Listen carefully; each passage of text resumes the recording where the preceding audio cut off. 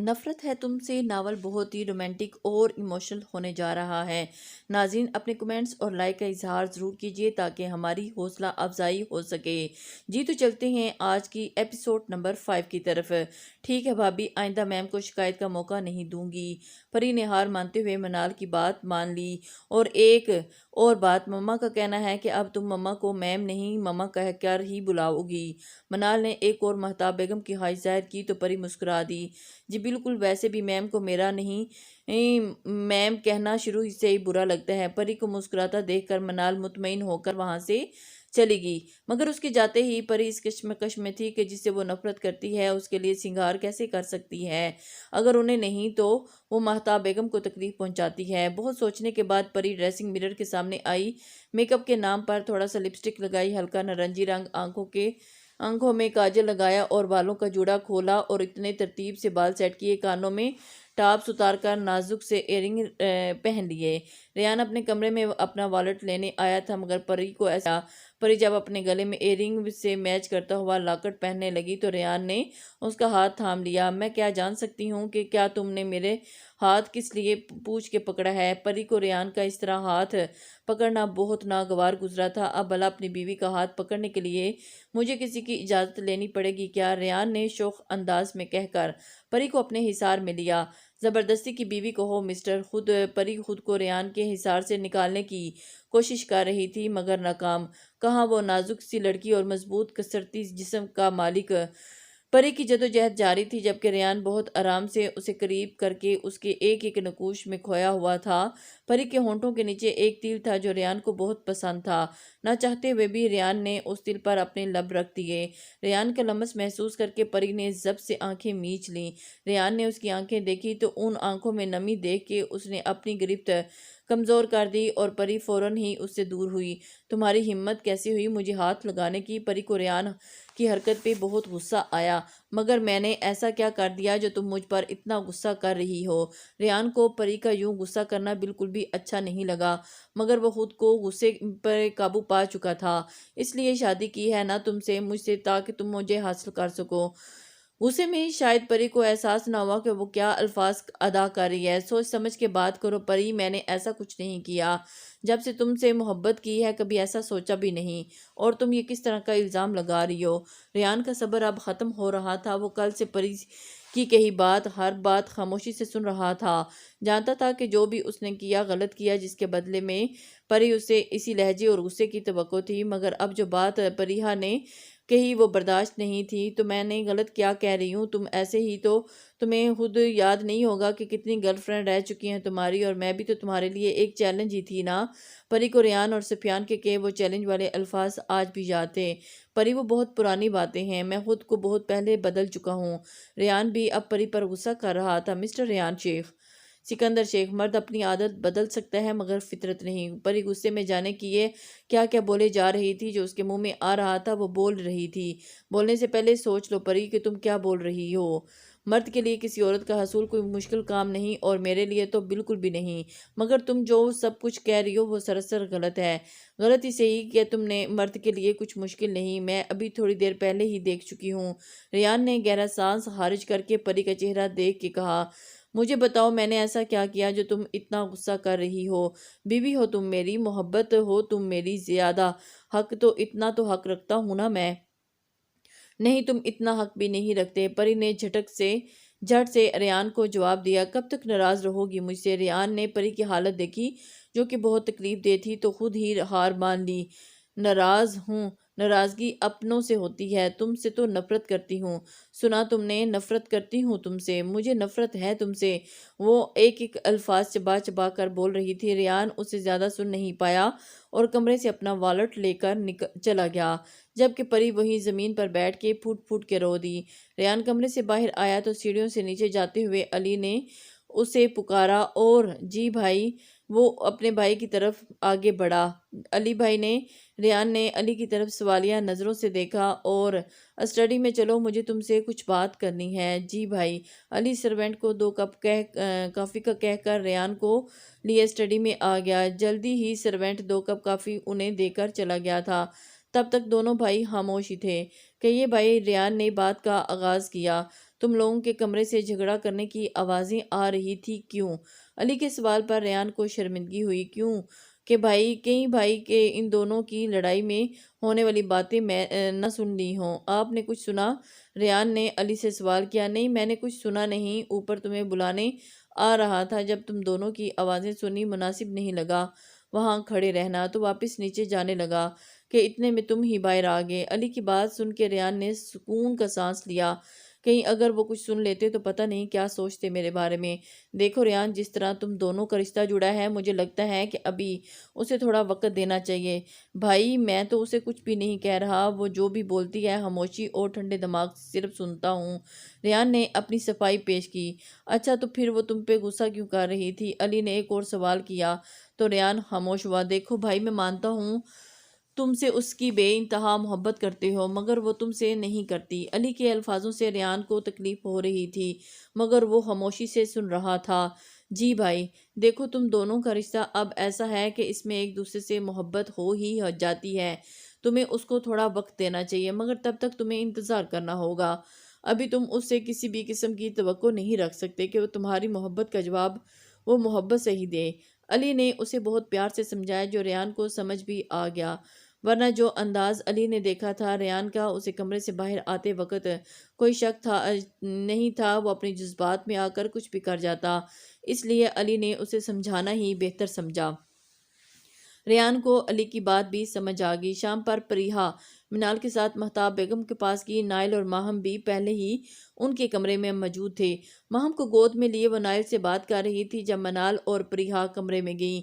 وہ دونوں ایک دوسرے پریہا کو دیکھ کر مہتاب بیگم کے چہرے پر مسکان آ گئی، کیونکہ پری بہت خوبصورت لگ رہی تھی۔ منال نے پری کو اتنا اچھا سمجھایا کہ وہ بات کو ٹال ہی نہیں سکی۔ آسمانی رنگ کے جوڑے میں ہلکا ہلکا میک اپ کیے، نازک چوڑی پہنے وہ اب سہاگن لگ رہی تھی۔ منال نے اس کے لیے ایک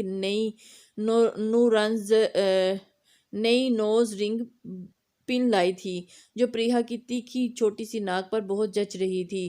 ہمیشہ کی طرح آج بھی پریہا مہتاب بیگم کے قدموں میں جا کر بیٹھ گئی۔ آپ مجھ سے ناراض ہیں؟ پری نے مہتاب بیگم سے سوال کیا۔ نہیں میری جان، میں تم سے کبھی ناراض ہو ہی نہیں سکتی، مگر تھوڑا دکھ ہوا تھا تمہیں صبح دیکھ کے۔ مجھے احساس ہے کہ میری غلطی کا، اور بھابھی نے بھی مجھے اتنے پیار سے سمجھایا ہے، آئندہ ایسی غلطی میں کبھی نہیں کروں گی۔ پریہا نے مہتاب بیگم کا ہاتھ پکڑ کر پیار سے کہا تو مہتاب بیگم نے پریہا کا ہاتھ تھاما، چوم لیا۔ منال ان دونوں کو دیکھ کے مسکرا رہی تھی۔ اتنے میں ریان اور علی بھی کمرے میں داخل ہوئے۔ جی موم، آپ نے بلایا؟ علی نے مہتاب بیگم سے سوال کیا، جبکہ ریان پریہا کو دیکھنے میں ہی مصروف تھا۔ ریان کی نظروں سے بے نیازی پری ماہم کو گود میں لیے نائل سے بات کر رہی تھی۔ مہتاب بیگم نے سب کو اپنی طرف متوجہ کر کے بات کا آغاز کیا۔ پریہا اور ریان کی شادی کیسے بھی حالات میں ہوئی ہو، مگر ولیمہ ابھی باقی ہے، اور ہمیں پریہا کو اپنے جاننے والوں سے انٹروڈیوس بھی کروانا ہے، تو میں چاہ رہی ہوں کہ پرسوں ان دونوں کا ولیمہ کیا جائے۔ کیا کہتے ہیں سب اس بارے میں؟ مہتاب بیگم کی بات سن کر علی، منال اور ریان خوش تھے، جبکہ پریہا سر جھکائے بیٹھی تھی۔ منال نے پری سے اس کی مرضی پوچھی۔ پری مما کچھ پوچھ رہی ہیں؟ پری نے مہتاب بیگم کی طرف چہرے پر زبردستی مسکراہٹ سجائے جواب دیا، جیسا آپ سب ٹھیک سمجھیں۔ پری کے جواب سے سب خوش تھے، مگر ریان اس کی نظروں میں دیکھ رہا تھا جہاں کوئی خوشی نہیں تھی، بس وہ سب کے لیے اپنی رضامندی دے رہی تھی۔ 2 دن کے بعد ریان اور پریہا کا ولیمہ ہو چکا تھا۔ منال پریہا کو لے کے اس کے روم میں لے آئی، اور اپنے کمرے میں آتے ہی پریہا جویلری اتارنے لگی، جبھی منال نے اسے روک دیا۔ پریہا ابھی مت اتارو، یہ کیا کر رہی ہو پری؟ ابھی جویلری کیوں اتار رہی ہو؟ پری منال کے سوال کا مطلب اچھے سے سمجھ رہی تھی، مگر پھر بھی بہانہ کرنے لگی۔ بھابھی مجھے الجھن ہو رہی ہے ان زیورات میں۔ منال پریہا کا بہانہ سن کے مسکرا دی۔ پریہا اچھا بیٹھو ذرا۔ پری کو اپنے ساتھ بٹھا کر منال نے بات کا آغاز کیا۔ دیکھو پری، تم مجھے بہت عزیز ہو، جیسے علی کو وہ بھی تمہیں اپنی بہن مانتے ہیں، اور میں تمہیں اپنی بہن اور سہیلی۔ میں تمہیں مشورہ بہن بن کر نہیں، سہیلی بن کے دے رہی ہوں۔ جس رشتے میں تم دونوں بن چکے ہو، اس کے فرائض کچھ اور حقوق ہیں۔ منال کی بات سمجھ کے بھی پریہا نے انہیں روکنا چاہا۔ پلیز بھابھی، نہیں پری، مجھے تمہیں اس بات کا احساس دلانا ہوگا کہ اس رشتے کی کیا نزاکت ہے، اور اپنی ذات سے اپنے شوہر کو دور کرنا ایک گناہ ہے۔ اس سے زیادہ میں تمہیں کچھ نہیں کہوں گی کیونکہ تم خود بھی سمجھدار ہو۔ یہ کہہ کر منال وہاں سے چلی گئی۔ پری اب اپنی ہی سوچوں میں گم تھی۔ جب ریان کمرے میں آیا، ڈال گولڈن کلر کے لہنگے میں پری بہت حسین لگ رہی تھی۔ اس پر ہم رنگ بھاری جوڑی پہنے مہارت سے کیے میک اپ نے اس کو حسن اور خوبصورت بنا دیا تھا۔ ریان اسے بس دیکھے ہی گیا۔ ریان نے بھی بلیک سوٹ پہنا تھا جو اس کے سرخ اور سفید رنگ پر بہت جچ رہا تھا۔ ہر کوئی دونوں دولہا دلہن کی تعریف کرتے نہیں تھک رہے تھے۔ پری کو اپنے ہی خیالوں میں مگن دیکھ کر ریان مسکرا دیا، اور ان دونوں میں پری اور ریان کے بیچ کوئی بات نہیں ہوئی تھی۔ ریان پریہا کے برابر میں آ کر بیٹھ گیا۔ کسی کی موجودگی کے احساس سے پری اپنے خیالوں کی دنیا سے لوٹ کر آئی۔ تھک گئی ہو کیا؟ ریان نے پریہا سے سوال کیا۔ نہیں ہاں، وہ میں پری منال کی باتوں میں ہی الجھی ہوئی تھی، اس لیے وہ ریان پر توجہ نہیں دے رہی تھی۔ پری کو پھر سے خیالوں میں پا کر ریان نے اس کا ہاتھ تھاما جسے پری نے سیکنڈ سے پہلے ہی پیچھے کر لیا۔ ریان کے چہرے کی مسکراہٹ ایک دم غائب ہوگی اور وہ وہاں سے اٹھ کر ڈریسنگ روم کی طرف چلا گیا بغیر کچھ بولے۔ تھوڑی دیر کے بعد ریان چینج کر کے واپس آیا تو دیکھا پری ابھی بھی ایسے ہی بیٹھی تھی۔ اب کہ ریان نے تھوڑی دور سے ہی اسے مخاطب کیا، پری اٹھ جاؤ، چینج کر لو، پھر آرام سے سو جاؤ، تھک گئی ہوگی۔ پری اپنا لہنگا سنبھالتی ڈریسنگ ٹیبل پر آ گئی، بیٹھ گئی اور جوڑی اتارنے لگی، مگر جوڑی اتارنے کے لیے پہلے ضروری تھا کہ دوپٹے کی تمام پن ہٹائی جائیں۔ پری کو اپنے دوپٹے میں الجھ دیکھ کر ریان اس کے پاس آیا۔ اگر تم برا نہ مانو تو میں تمہاری مدد کروں۔ پریہا کے لہنگے کا دوپٹہ بہت بھاری کام کا تھا جسے سر پر سیٹ کرنے کے لیے بیوٹیشین نے ڈھیروں پنیں سر پر لگا دی تھیں، جسے نکالنا بہت مشکل کام تھا۔ پریہا نے اس بات میں سر ہلا دیا تو ریان اس کے سر پر سے پنیں اتارنے لگا۔ دوپٹہ ہٹا کر ریان نے سائڈ پر رکھا تو دیکھا پری ایک بار پھر اپنی سوچوں میں گم تھی۔ ریان نے بہت آرام سے اس کی ساری جویلری اتار کر باکس میں رکھی۔ اب وہ اس کی ناک سے نتھ اتار رہا تھا جو کہ بیوٹیشین نے اسے زبردستی پہنا دی تھی ولیمے کی دلہن کے حساب سے۔ نتھ اتارنا تھوڑا مشکل تھا ریان کے لیے۔ بیوٹیشین کو تو مہارت حاصل ہوتی ہے، لیکن وہ بیچارہ کیا کرے۔ بہت مشکل سے اس نے نتھ اتاری اور سکھ کا سانس لیا۔ اب وہ ایسے دیکھ رہا تھا پریہا کو جیسے جاننا چاہ رہا ہو کہ کہیں اسے تکلیف تو نہیں ہوئی، مگر پری کچھ کو بولے بغیر ہی وہاں سے اٹھ کر واش روم میں چلی گئی۔ شاور لے کے وہ بہت لائٹ فیل کر رہی تھی۔ کمرے میں ہلکی مدھم روشنی تھی اور ریان اپنی جگہ لیٹا ہوا تھا، شاید وہ سو چکا تھا۔ پری نے تکیہ اٹھایا اور کوچ کی طرف جانے لگی، تبھی اسے منال کے کہے گئے الفاظ یاد آئے۔ ایک بار ریان کو دیکھ کے وہ بیڈ پر ہی بالکل کنارے کی طرف ہو کر لیٹ گئی۔ ریان جو کہ پری کو یہ احساس دلا رہا تھا کہ وہ سو چکا ہے، اصل میں وہ جاگ رہا تھا۔ جب پریہا نے اس کی طرف دیکھا تو اس نے اپنی آنکھیں بند کر لی تھی۔ پری کے بیڈ پر لیٹنے پر ریان کے چہرے پر مسکراہٹ آ گئی۔ جلد ہی پری تو نیند کی وادیوں میں کھو گئی، مگر ریان کی آنکھوں سے نیند کوسوں دور تھی۔ برابر میں ہی اس کی دشمنے جانا لیٹی ہوئی تھی، مگر وہ چاہ کر بھی اس کے قریب نہیں جا سکتا تھا۔ پری کے وجود سے بھنی بھنی خوشبو ریان کو اپنی طرف کھینچ رہی تھی۔ ریان اس کا چہرہ دیکھ رہا تھا جو کہ اتنی کم روشنی میں بھی چمک رہا تھا۔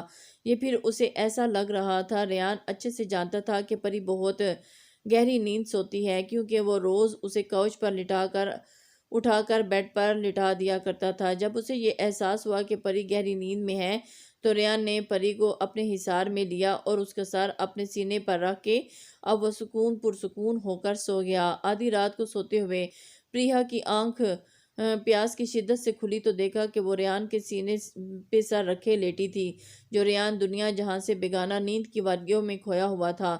پریہا ریان کے حصار سے نکلنا چاہتی تھی، مگر ریان نے اسے مضبوطی سے پکڑا ہوا تھا، جیسے اگر وہ اسے چھوڑے گا تو وہ رات میں کہیں چلی نہ جائے۔ بہت کوششوں کے بعد جب وہ وہاں سے اٹھ نہیں پائی تو اس نے ریان کو جگایا۔ ریان جو کہ پریہا کو اپنے آنے والی زندگی کے خواب دیکھنے میں مصروف تھا، اچانک پریہا کی آواز پر ہڑبڑا کے اٹھ بیٹھا۔ کیا ہوا؟ طبیعت ٹھیک ہے؟